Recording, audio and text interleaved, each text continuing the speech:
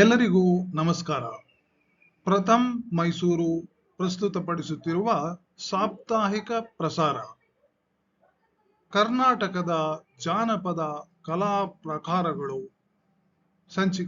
ಇಂದಿನ ಸಂಚಿಕೆ ಪೂಜಾ ಕುಣಿತ.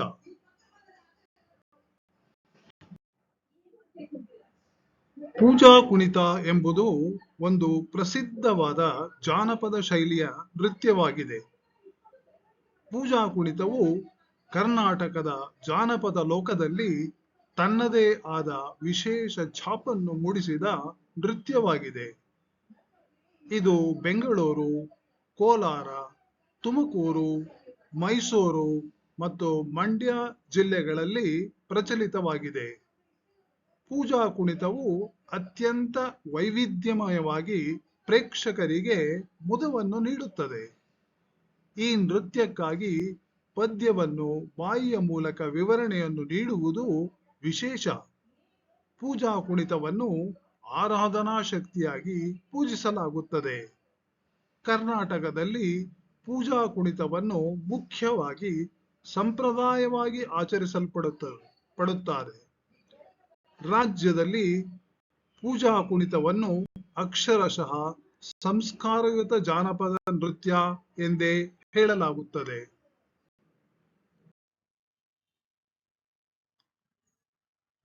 ಈಗ ನೀವು ಕೇಳಿಸಿಕೊಂಡ ವಿವರಣೆಯನ್ನು ನಿಧಾನವಾಗಿ ಓದಿರಿ.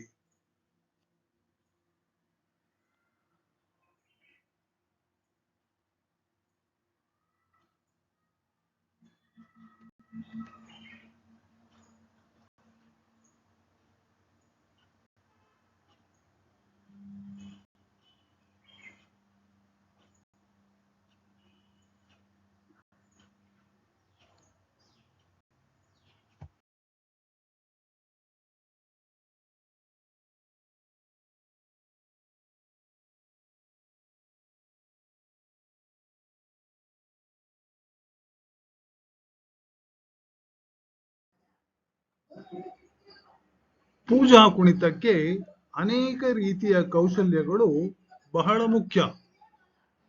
ಅದಾವುವೆಂದರೆ, ಒಂದು ದೇವರ ವಿಗ್ರಹವನ್ನು ತಲೆಯ ಮೇಲೆ ಇಟ್ಟುಕೊಂಡು ದೇಹವನ್ನು ಸಮತೋಲನ ಮಾಡುವಂತಹದ್ದು ತೀರಾ ಸುಲಭದ ವಿಷಯವೇನಲ್ಲ. ಅನೇಕ ಪರಿಣತರ ಸಹಾಯ ಮುಖ್ಯವೆನಿಸುತ್ತದೆ. ಪೂಜಾ ಕುಣಿತವನ್ನು ನೋಡಲು ಜನ ದೇಶ ವಿದೇಶಗಳಿಂದ ಬರುವುದೂ ಉಂಟು.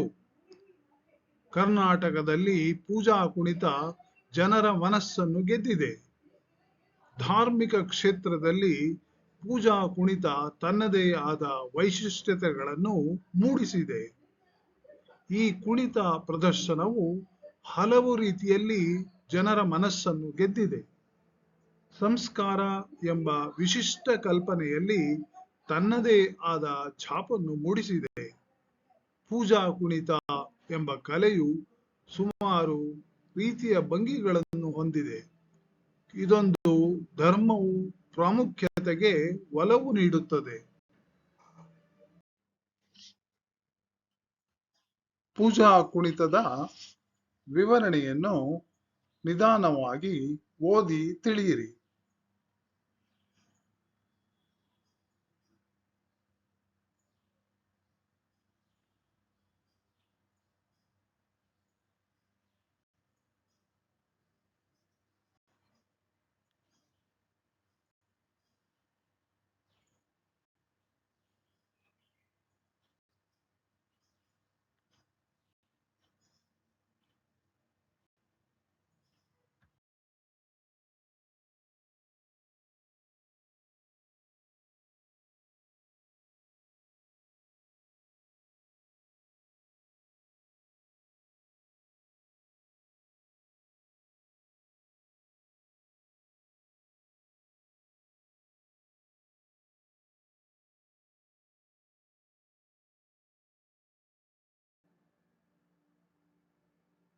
ಪೂಜಾ ಕುಣಿತದ ಕಲಾವಿದರು ಕೆಲವೊಮ್ಮೆ ಕುಣಿತದ ಸಂದರ್ಭದಲ್ಲಿ 5-6 ಜನರು ತಮಟೆ ಬಾರಿಸುವವರೂ ಇರುತ್ತಾರೆ.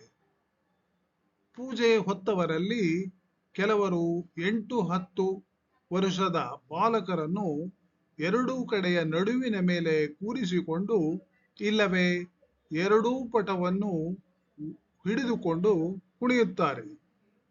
ಪೂಜೆಯನ್ನು ಹೊತ್ತು ಹಗ್ಗದ ಮೇಲೆ ನಡೆಯುವುದು, ನೆಲದ ಮೇಲೆ ಇರಿಸಿದ ರೂಪಾಯನ್ನು ತುಟಿಯಿಂದ ಕಚ್ಚಿ ಮೇಲೆತ್ತುವುದು ಮುಂತಾದವನ್ನು ಕಲಾವಿದರು ಮಾಡುವರು.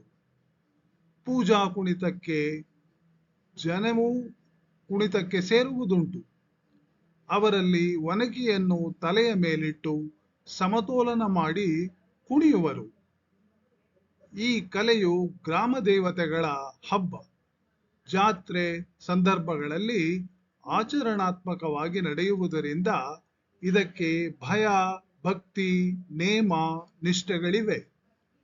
ಪೂಜೆಯ ಹೊತ್ತು ಕುಣಿಯುವರನ್ನು ಗೌರವಿಸಲಾಗುತ್ತದೆ.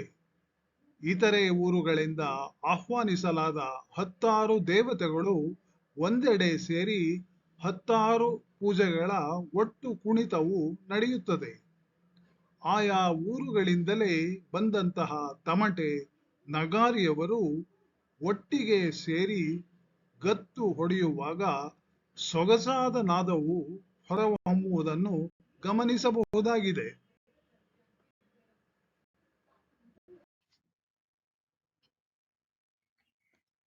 ನೀವು ಕೇಳಿಸಿಕೊಂಡ ವಿವರಣೆಯನ್ನು ನಿಧಾನವಾಗಿ ಓದಿರಿ.